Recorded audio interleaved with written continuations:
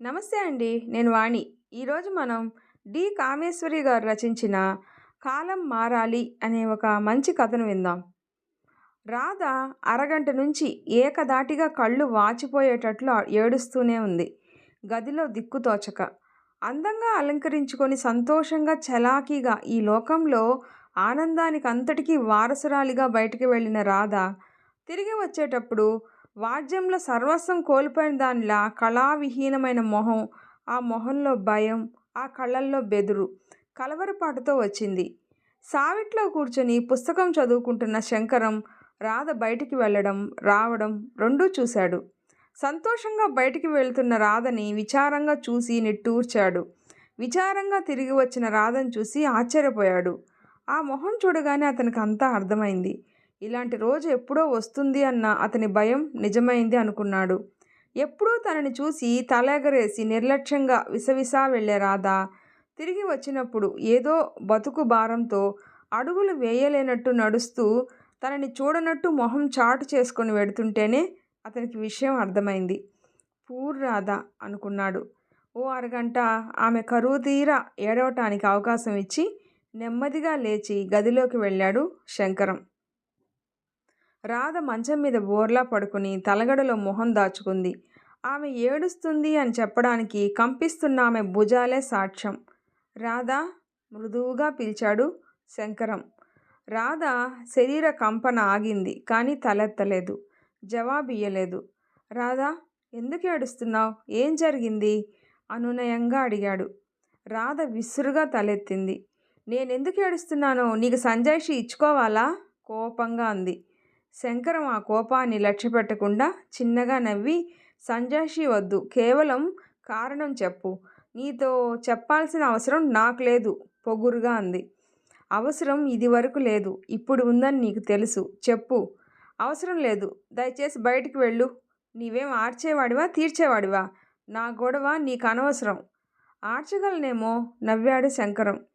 రాధ తీక్షణంగా చూసింది.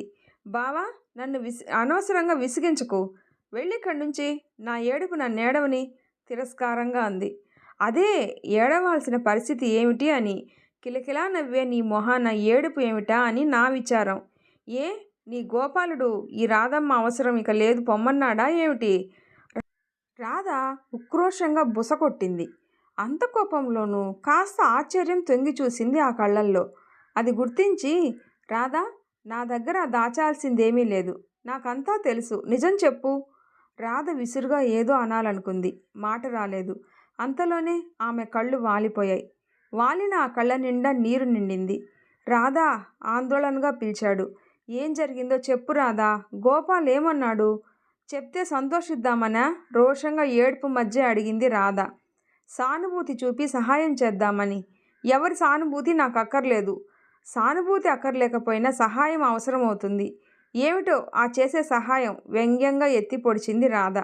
ఏదైనా సరే నీ దుఃఖం పోగొట్టగలది, మావయ్యని సంతోషపెట్టగలిగేది, నిశ్చయంగా నొక్కి నొక్కి పలికాడు శంకరం. అలాగా? అయితే గోపాల్ తృణీకరించిన నన్ను పెళ్లాడి గోపాల్ బిడ్డకి తండ్రి అయ్యి నీ త్యాగనిరతి, ఉదారత, హృదయ వైశాల్యాన్ని లోకానికి చాటుకోవాలనుకుంటున్నావా? ఏ, ఆ పని చేయగలవా? హేళనగా చెప్పింది రాధ. దెబ్బతిన్నట్టు చూశాడు శంకరం. నీవనుకునేంత ఉదారత నాలో లేదు రాధా. నాది కాని వస్తువు కోసం చేయి చాచేంత నీచుణ్ణి కాను. మరొకరి పాపాన్ని నా నెత్తిన వేసుకునేంత త్యాగబుద్ధి నాలో లేదు. కేవలం గోపాల్తో నిన్ను కలపడానికి ఏదన్నా సహాయపడగలననుకుంటే, నా అవసరం నీకేనాడన్నా కలిగితే చెప్పు, అంతే. ఇదైనా మామయ్య కోసం. మామయ్యకి ఈ సంగతి తెలిస్తే పడే బాధ ఊహించి చెప్పాను. వెన్నుదిరిగి వెళ్ళిపోయాడు శంకరం. వారం రోజులు గడిచిపోయాయి. ఈ వారం రోజులు రాధ ఇల్లు కదల్లేదు. తన సహాయం ఆమె అందుకోదాల్చలేదని శంకరానికి అర్థమైంది. కానీ రాధ గతి ఏమిటి? అసలేం జరిగింది? గోపాల్ రాధ మధ్య రాధ వరుస చూస్తే ఏదో కొంప మునిగినట్టే ఉంది. లేకపోతే అంత బాధపడే రకం కాదు రాధ. ఏదీ లేకపోతే గోపాల్ కాకపోతే భోపాల్ అనే తలబిరుసు మనిషి. అలాంటి మనిషి వారం రోజులుగా ఇల్లు కదలక గదిలో పక్కనే ఆశ్రయించుకొనే ఉంది అంటే, రాధ అంతగా బాధపడుతుందంటే పరిస్థితి ఆమె చేయి జారిపోయిందన్న మాటే కదా. మామయ్యకి తెలిస్తే మామయ్య ఏమవుతాడు? ముద్దుల కూతురికి హద్దులు మీరిన స్వాతంత్రం ఇచ్చినందుకు వగుస్తాడా? వగచి ప్రయోజనమేమిటి? క్లబ్బు, పేకాట తప్ప ఇతర విషయాలంతా సులువుగా దృష్టికి రాని మామయ్య కూడా రాధ ఉనికిని గమనించి ఆశ్చర్యంగా అడిగాడు. అమ్మా, ఏం తల్లి, మీ ఫ్రెండ్స్ ఎవరు ఊర్లో లేరా? ఇంట్లో ఉన్నావు అంటూ ఏదో రాధ బొంకింది. అది అబద్ధమో నిజమో గ్రహించే తెలివి, గ్రహించాలనే ఆసక్తి, కోరిక ఏవి మామయ్యకి? గ్రహించినా మామయ్య ఏం చేయగలడు? ఎవరు మాత్రం అంతేనా? అలా అనుకుని ఊరుకోవడమేనా? ఊరుకుంటే రాధ గతి? రాధ కోపంలో, బాధలో పౌరుషంగా ఏదో అంటే తను పంతానికి పోయి ఊరుకోవడమేనా? ఇదేనా తను మామయ్యకి చూపాల్సిన కృతజ్ఞత? బాధపడ్డాడు శంకరం. అంతకంటే ఏం చేయలేక 2 రోజులు ఊరుకున్నాడు. 3వ రోజు ఆగలేక అన్నింటికీ సిద్ధపడి రాధ గదిలోకి వెళ్ళాడు. ఈసారి రాధ ఏడవడం లేదు. చాలా తీక్షణంగా, తదేకంగా, ఏదో దృఢ నిర్ణయం చేసుకుంటున్న దానిలా, అన్నింటికీ తెగించబోయిన దానిలా పెదాలు బిగబట్టి ఆలోచిస్తుంది. శంకరాన్ని చూసి అదోలా నవ్వింది. ఆ నవ్వులో నిర్లక్ష్యం, ఏదో నిర్లిప్తత. రాధ మొహం, రాధ నవ్వు చూసి రాధ నిశ్చయం ఏమిటో, రాధ ముందు దారి ఏమిటో అర్థమై శంకరం మనసులోనే వణికాడు. రా బావా. అంత సౌమ్యంగా గుర్తున్నంత వరకు రాధ ఎప్పుడూ మాట్లాడడం వినలేదు శంకరం. తదేకంగా రాధ మొహంలోకి చూశాడు. ఏమిటి బావా అలా చూస్తున్నావు? వినోదంగా అడిగింది రాధ. రాధా, నీ నెంబర్ ఎంతో తెలుసా నీకు? నెంబరు? ఏం నెంబరు? తెల్లబోతూ అడిగింది. అదే, పురుషుడని నమ్మి సర్వస్వం తెలివి తక్కువగా అర్పించి మోసపోయి నాశనమైన ఆడవాళ్లల్లో నీ నెంబర్ ఎంతో నీకు తెలుసా? బహుశా తెలియదేమో. వేలల్లో కాదు, లక్షల్లో, కోట్లల్లో కూడా ఉండవచ్చు. రాధ కోపంగా ఏదో అనబోయింది. రాధా, మీ ఆడవాళ్ళు ఎంత చదివినా ఇంకా బీసీ నాటి ఆడదానిలాగే ఎందుకు ప్రవర్తిస్తున్నారో నాకు అర్థం కాదు. ఆనాటి చదువు సంధ్య లేని స్త్రీల కంటే మీరు ఎందులో పురోగమించారో నాకు అర్థం కావడం లేదు. డిగ్రీలు తగిలించుకొని, అన్నీ తెలిసి, అన్నీ చూస్తూ, అన్నీ చదువుతూ కూడా మీరు ఇంకా తప్పటడుగులు ఎందుకు వేస్తున్నారు? చదువుకున్నాం, ఉద్యోగాలు చేస్తున్నాం, ఊళ్ళేలుతున్నాం అని గర్వపడే మీరు అతి ముఖ్యమైన మీ జీవిత సమస్యలలో ఇంత తెలివి తక్కువగా ఎందుకు ప్రవర్తిస్తున్నారు? అంటే చదువుకి జీవితానికి సంబంధం లేదని తెలుస్తోందిగా. మేం చదువులో నేర్చుకునే తెలివితేటలు మగాడి కుట్ర ముందు పనికి రావడం లేదని తేలుతుంది గదా, కసిగా అంది రాధ. గుడ్. అది కుట్ర అని గ్రహించేపాటి తెలివితేటలు ఉన్నాయి కదా. ఆ సంగతి తెలిసి ఆ కుట్రలో ఇరుక్కుంటున్నారు. సరే పోనీ, అది సృష్టిలో సహజం. ఆ బలహీనతకి లోబడకుండా ఉండలేరు, సరే. కానీ చేసిన తప్పులో ఇద్దరూ భాగస్వాములు అన్నది గ్రహించేపాటి తెలివి, చదువు మీకు ఇయ్యలేదా? నేరం ఇద్దరిది అయినప్పుడు శిక్ష ఒక్కరే పొందడం అన్యాయం అన్న సంగతి తెలుసుకోలేని అజ్ఞానంలోనే ఇంకా ఎందుకున్నారు మీరు? ఆ అన్యాయాన్ని ప్రతిఘటించే శక్తి, సామర్థ్యాలు మీకు ఇంకా రాలేదా? ఆవేశంగా అన్నాడు శంకరం. బావా? రాధ ఆశ్చర్యంగా చూసింది. రాధా, ముందు చూపు లేకుండా ప్రవర్తించావు. తప్పని తెలిసి తప్పు చేశావు. తొందరపడ్డావు, వంచబడ్డావు.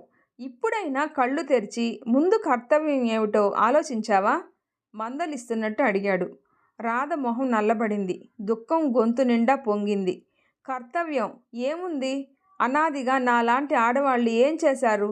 అంతకంటే చేసేందుకు ఏముంది? అదే దారి, గోదారి. విసురుగా కన్నీళ్ల మధ్య అంది రాధ. రాధా, పిచ్చి పిచ్చిగా మాట్లాడకు. ఈ వారం రోజులుగా నిన్ను గమనిస్తున్నాను. నీ నిర్ణయం ఏమిటో నీ మొహం మీదే చదవగలిగాను. అందుకే ఇంతగా చెప్తున్నాను.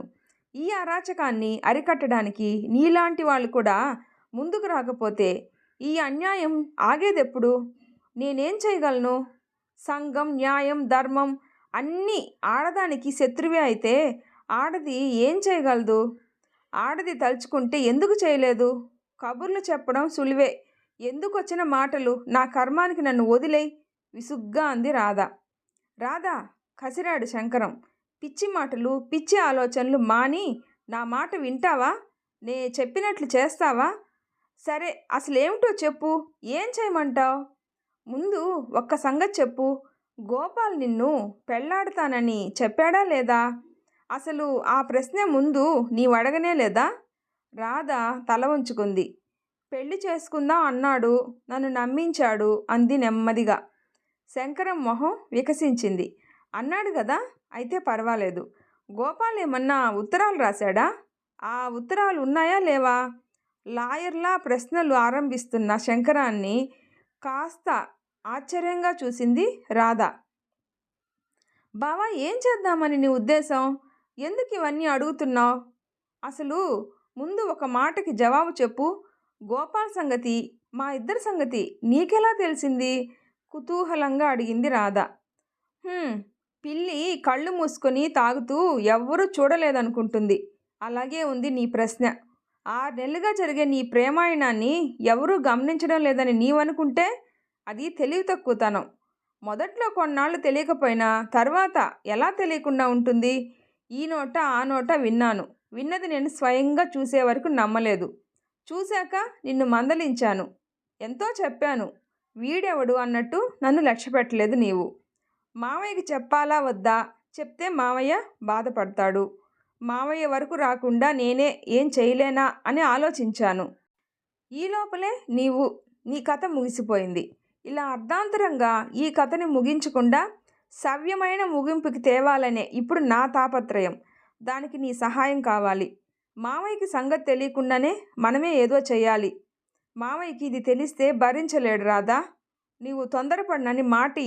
నేను నా సాయశక్తిలా ప్రయత్నిస్తాను. ఈలోగా నువ్వు ఏం చేయొద్దు. ఈ విషయం మర్చిపో. నా మీద నమ్మకం ఉంచు. నీవు నాకు చేసే సహాయం ఏమిటంటే అంతా ముందు నుంచి విపులంగా చెప్పాలి. గోపాల్ ఉత్తరాలు నాకు ఇవ్వాలి, అంతే. మిగతాది నాకు వదిలిపెట్టి రాదా. నీకు అన్యాయం జరగకుండా చూసే పూచీ నాది. రాధ దోషిలా తల వంచుకుంది. శంకరం పట్ల తనకున్న తేలిక భావం, నిర్లక్ష్యం, నిరాదరణ అన్నీ గుర్తుకు వచ్చి ఆమె శంకర మొహంలోకి చూడలేకపోయింది. ఇంత ఉన్నతుడిని, ఉత్తముడిని తను ఇన్నాళ్ళు ఇంట్లో చూస్తూ కూడా ఏమాత్రం అర్థం చేసుకోలేకపోయింది. అనాథగా తమ పంచన చేరిన వ్యక్తిలో ఔన్నత్యం ఎలా కనిపిస్తుంది? ఆమె కళ్ళకి కప్పిన అహంకారపు పొరలు ఆ క్షణంలో విడిపోయి శంకర్ తను ఎప్పటికీ అందుకోలేని వ్యక్తిలా కనిపించాడు. ఇలాంటి వాడిని కాలదన్నుకుంది. తామిద్దరి మీద ఆశలు పెట్టుకున్న తండ్రిని నొప్పించింది. ఆఖరికి రాధ కళ్ళు నిండుకున్నాయి. రాధా ఆరాటంగా పిలిచాడు శంకర్. బావా, క్షమించు. నన్ను, ఇన్నాళ్ళ నా ప్రవర్తనని క్షమించగలిగితే క్షమించు. ఆమె గొంతు బరువుగా పలికింది. శంకర్ వేదాంతిలా నవ్వాడు. క్షమించడానికి ఏముంది రాధా? నీవంటే నాకెప్పుడు అభిమానమే. నా అనేవాళ్ళు లేని నన్ను ఆదరించి అభిమానించిన మామయ్య కూతురిగా నిన్ను నేను ఎప్పుడూ అభిమానించాను. నన్ను నీవు అభిమానించలేకపోతే అది నీ తప్పు కాదు, నీ స్థాన బలిమి. అది సరే, ఆ సంగతి ఇప్పుడెందుకు? చెప్పు, గోపాల్ సంగతి అంతా చెప్పు. వద్దు బావా, ప్రయోజనం లేదు. నీవు ఈ విషయంలో ఏం చేయలేవు. గోపాల్ సంగతి నీకు తెలీదు, నిస్పృహగా అంది రాధ. నేను ప్రయత్నించాను, లాభం లేదు. నాకు తెలుసు. గోపాల్ తెలియకపోవచ్చు. గోపాల్ లాంటి మగవాళ్ళ గురించి తెలుసు. ఆ విషయం అంతా నాకు వదిలే. మీ ఇద్దరి మధ్య జరిగింది చెప్పు చాలు. మిస్టర్ గోపాల్, మీరే అనుకుంటా డ్రాయింగ్ రూమ్లో కూర్చొని చదువుతున్న పేపర్లో నుంచి తలెత్తి, yes, what can I do for you, come on అంటూ మర్యాదగా పలకరించి కుర్చీ చూపించాడు గోపాల్. నా పేరు శంకర్. గోపాల్ అర్థం కానట్టు చూశాడు. వకీలు రాఘవరావు గారు మా మేనమామ. పోనీ రాధకి నేను బావని అవుతాను అంటే మీకు బాగా అర్థమవుతుంది అనుకుంటాను. గోపాల్ మొహంలో రంగులు ఒక్కసారిగా మారిపోయాయి. తత్తరపాటుని అణుచుకుంటూ బింకంగా చూశాడు. ఆహా, అలాగా, నిర్లక్ష్యంగా అనడానికి ప్రయత్నించాడు. నేనేం పని మీద వచ్చానో మీరు ఈ పాటికి గ్రహించి ఉండాలి. శంకర్ అంతకంటే నిర్లక్ష్యంగా అన్నాడు. గ్రహించలేదు, చెప్తే గ్రహిస్తాను హేళనగా నవ్వాడు. అలాగా, అయితే మా రాధతో మీ పెళ్లి ముహూర్తం ఎప్పుడు పెట్టించమంటారో అడుగుదామనే వచ్చాను. మీ వీలు వివరం చెప్తే ఆడపెళ్లి వాళ్ళం ఏర్పాటు చేసుకోవాలి కదా అని. చాలా కులాసాగా పెళ్లి కబుర్లు మాట్లాడటానికి వచ్చిన పెద్ద మనిషిలా శంకర్ మాట్లాడుతుంటే విస్తుపోవడం గోపాల్ వంతైంది. రాధ ఏం చెప్పింది? సంగతి తెలిసే మాట్లాడుతున్నాడా, తెలియక మాట్లాడుతున్నాడా అర్థం కాలేదు గోపాల్కి. మీ రాధతో నాకు పెళ్ళా? నొక్కి నొక్కి వ్యంగ్యంగా పలికి, సారీ, మీరేదో తప్పుడు అడ్రస్కి వచ్చినట్టున్నారు అన్నాడు చాలా తెలివిగా మాట్లాడుతున్నందుకు సంతోషిస్తూ. మా రాధ అంటే మా మరదలు, రాఘవరావు గారి అమ్మాయి. పోనీ అలా చెప్తే తెలియదేమో. 6 నెలలుగా సినిమాలు షికార్లు జంటగా తిరిగిన రాధ అంటే తెలుస్తుందేమో. పెళ్లి చేసుకుందాం అంటూ ప్రగల్భాలు పలికి నమ్మించి నాశనం చేసిన రాధ అంటే ఎవరో తెలుస్తుంది అని అడుగుతున్నాను. అడ్రస్సు నేను పొరపడలేదన్న నమ్మకం కలిగింది కనుక జవాబు చెప్పండి. నిశ్చలంగా గోపాల్ కళ్ళల్లోకి చూస్తూ దృఢంగా అన్నాడు శంకరం. గోపాల్ మొహం కోపంతో ఎర్రబడింది. జవాబు చెప్పాల్సిన అవసరం నాకు లేదు. అడిగే హక్కు మీకు లేదు. ఇక మీరు వెళ్ళొచ్చు. మీ రాధకి నాలాంటి వాళ్ళు చాలామందే ఉండుండొచ్చు. మీరెక్కడైనా ప్రయత్నించండి పెళ్ళికి. బెస్ట్ ఆఫ్ లక్ అంటూ హేళనగా నవ్వి లేచి నిల్చున్నాడు. శంకర్ కోపం తెచ్చుకోలేదు.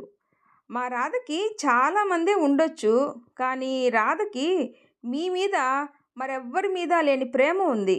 మీ ఉత్తరాలు భద్రంగా దాచుకుంది. మీరిచ్చిన బహుమతిని చూసుకొని గర్విస్తుంది. పెళ్ళంటూ చేసుకుంటే మిమ్మల్నే చేసుకుంటుందట. మిమ్మల్ని పెళ్ళాడటానికి ఏ త్యాగమైనా చేస్తుందట. అవసరమైతే కోర్టు కన్నా వెళ్ళి మీ మధ్య జరిగిందంతా నిదర్శనాలతో చెప్పి మిమ్మల్ని గెలుచుకుంటుందట. శంకర్ వినోదంగా మాట్లాడుతున్నాడు. గోపాల్ రక్తం ఉడికిపోయింది. బ్లాక్మెయిల్ చేస్తున్నారా? కోర్టుకు వెడతారా? వెళ్ళండి. కోర్టుకు వెడితే పోయేది మీ పరువే కానీ నాది కాదని గుర్తుంచుకోండి. మా పరువు పోయినా పర్వాలేదు. రాధకి కావాల్సింది మీరు. రాధ తన బిడ్డకి తండ్రి మీరని నిరూపించుకోవడం కావాలి. ఆమె పరువేదో ఇప్పటికే నడివీధికి ఎలాగో ఎక్కింది. ఎవరికీ తెలియదనుకోవడం పొరపాటు. ఆమె కోర్టుకి వెళ్ళడం పరువు కాపాడుకోవాలనే. మిస్టర్ గోపాల్, కాలం మారింది. మీరేం చేసినా ఆ పాపాన్ని తమ నెత్తిన వేసుకొని ఏదన్నా అంటే తమ పరువు పోతుందని లోపల కుమిలి మరో దారి లేక గత్యంతరం లేక మీలాంటి బీరవులను నమ్మి మోసపోయినందుకు ప్రాయశ్చిత్తంగా తమని తాము శిక్షించుకునేందుకు ప్రాణాలే తీసుకునే రోజులు పోయాయి. ఈనాటి ఆడపిల్లలు అంత తెలివి తక్కువ వాళ్ళెవరూ కారు. నేరం ఇద్దరిది అయినప్పుడు శిక్ష ఒక్కరే అనుభవించడం అనవసరం అన్నదే గ్రహించే తెలివి మీరారు. అంచేత మీరు అంత సులువుగా రాధని తప్పించుకోలేరు. మర్యాద పరువు అనే ముసుగులో నుంచి రాధ బయటికి రాదని మాత్రం అపోహ పడకండి. ఎంతైనా నేను మీ జాతి వాడినే. ముందే హెచ్చరిస్తున్నాను. ఆ పైన మీ ఇష్టం. శంకర్ తను చెప్పదలిచింది చెప్పేశానన్నట్టు సావకాశంగా సోఫాలో జారిగిల పడ్డాడు. గోపాల్ ఆవేశంతో బుసలు కొట్టాడు. బెదిరిస్తున్నారా నన్ను? మీ ఈ బెదిరింపులకి లొంగేంత పిరికివాడిని కాను. మీ ఇష్టం వచ్చింది చేసుకోండి. ఆ రాధ లాంటి నీతి లేని దాన్ని పెళ్లాడేంత దద్దమ్మని మాత్రం కాను. మిస్టర్, రాధ నీతి లేని దానిగా మారడానికి కారణం నీవే అన్నది మరవకు. రాధతో పాటు నీ నీతి నీ శీలం కోల్పోయావన్నది గుర్తుంచుకో. శీలం ఒక్క ఆడదానికేననే పాత రోజులు పోయాయని తెలుసుకో. ఈ సంగతి పైకి పొక్కితే రాధని ఇంకెవరూ ఎలా పెళ్లి చేసుకోరో, నీలాంటి మగవాణ్ణి పెళ్లాడడానికి ఏ చదువుకున్న ఆడపిల్ల ముందుకు రాదన్న సంగతి నువ్వు గుర్తించితే మంచిది. సరే, నేను చెప్పాల్సింది చెప్పాను. రాధ బిడ్డకి నువ్వు తండ్రివి. ఆ సంగతి 10 మంది ముందు ఒప్పుకోవడానికి పెళ్ళి అవసరం.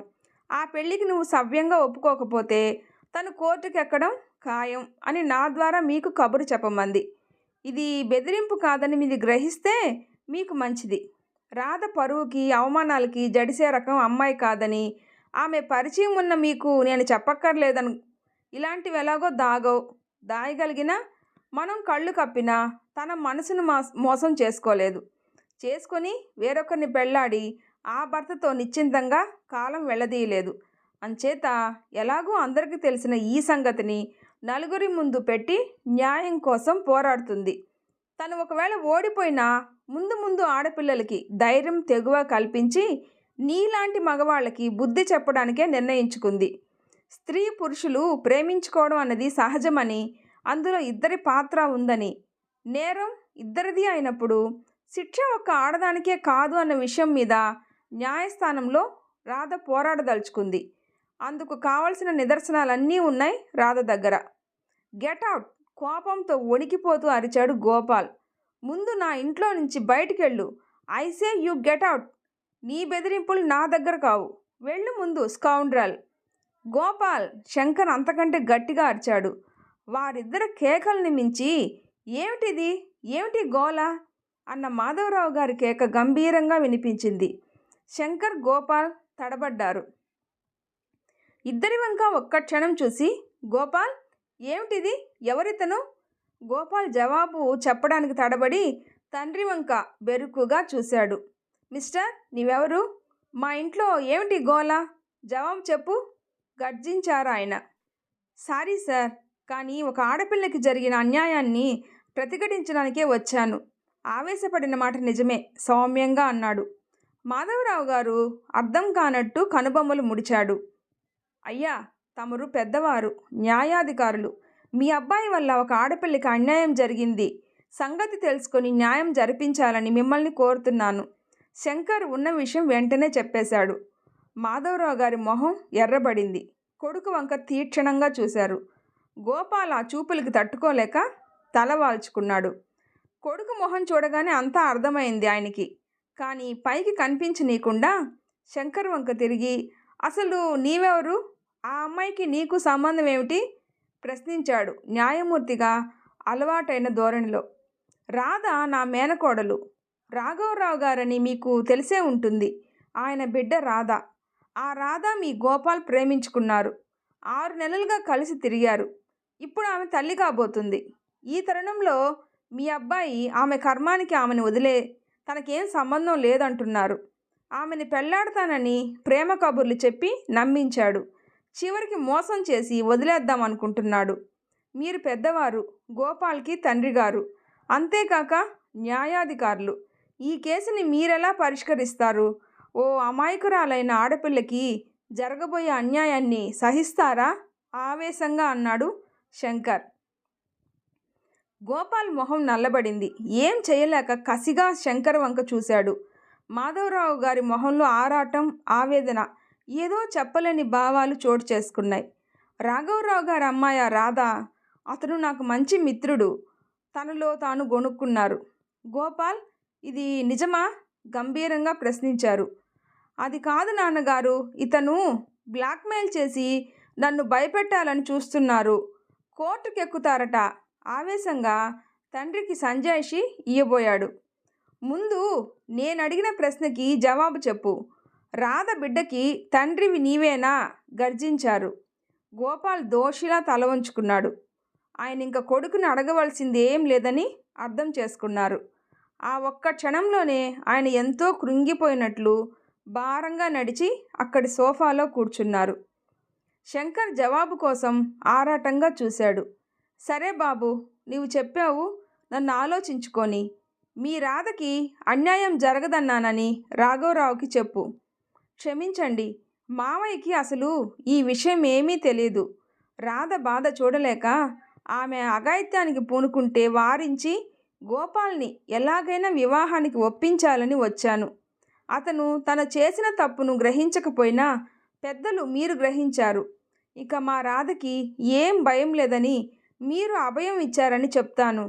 మీకు మేమందరం ఎప్పుడూ కృతజ్ఞులై ఉంటాం. నమస్కారం, వస్తా సార్. వినయంగా, కృతజ్ఞతాపూర్వకంగా, సంతోషంగా అన్నాడు. రాఘవరావుకి తెలియదా? సరే, అది మంచిదే. అతని ముందు నేను దోషిలా నిల్చుకునే అవస్థ తప్పింది. చిన్నవాడివైనా నీవు పెద్ద భారం వహించి ఒక ఆడపిల్ల జీవితం నాశనం అవ్వకుండా కాపాడావు. నీవిలా రావడం, సమయానికి నేను ఉండడం మంచిదైంది. రేపొద్దున నేను వస్తానని రాఘవాకి చెప్పు నాయనా. ఇక వెళ్ళు బాబు. ఆయన భారంగా లేచి కొడుకు వంక చూడకుండా లోపలికి వెళ్ళిపోయారు. శంకర్ బయటికి వెళ్ళిపోయాడు. గోపాల్ పళ్ళు కొరుక్కున్నాడు నిర్లక్ష్యంగా. అందంగా అలంకరించిన శోభనం గదిలో గోపాల్ విసురుగా అటు ఇటు పచార్లు చేస్తున్నాడు. కసిగా, కోపంగా ఏవేవో నిర్ణయాలు చేసుకుంటూ ఉన్నాడు. పళ్ళు బిగబట్టి తలుపు వైపు ఆరాటంగా చూస్తున్నాడు. 10 గంటలకి రాధని గదిలోకి పంపి బయట తలుపు గొళ్ళెం పెట్టారు ముత్తైదువులు. రాధ ఒక్క క్షణం తలుపు దగ్గర నిలబడి చుట్టూ చూసింది. రాధ వంక తిరస్కారంగా, ఏహ్యంగా, కోపంగా, కసిగా, చీదరింపుగా చూసి పళ్ళు కొరికాడు గోపాల్. రాధ ఆ చూపులకి ఏం చెదరనట్లు నిర్లక్ష్యంగా చిరునవ్వు నవ్వి ముందుకు అడుగు వేసి మంచం వైపు నడిచింది. ఆగక్కడ! గర్జించాడు గోపాల్. బలవంతంగా మెడలో తాళి కట్టించుకోగలిగావు గాని భారీగా నిన్ను మనసారా అంగీకరిస్తాననుకుంటున్నావా? నీకు నా హృదయంలో ఏ స్థానం లేదు కదా. నీవంటే నాకు అసహ్యం. నిన్నొక పురుగులా అసహ్యించుకుంటున్నాను. నా దగ్గరికి రాకు. వల్లెవేసిన మాటలలో కొన్ని మర్చిపోయినా కొన్ని కోపంగా అనగలిగాడు గోపాల్. మంచిది మిస్టర్. నాకు నీ హృదయంలో కాదు గదా, నీ పక్కనే కూడా చోటు అవసరం లేదు. నీవు నన్ను అసహ్యించుకుంటున్నావు కానీ నేను నీ నీడను కూడా అసహ్యించుకుంటున్నాను. నీ దగ్గర పడుకోవడానికి రావడం లేదు మిస్టర్. తలగడ తీసుకుందామనే వచ్చాను. రాధ హేళనగా అంటూ మంచం మీద నుంచి ఓ తలగడ తీసుకుని కింద వేసుకుంది. అది చూసిన గోపాల్ కోపం పట్టలేకపోయాడు. తన పాచిక పారలేదని గ్రహించి మరో విధంగా రాధని లొంగదీయాలని అర్థం చేసుకున్నాడు.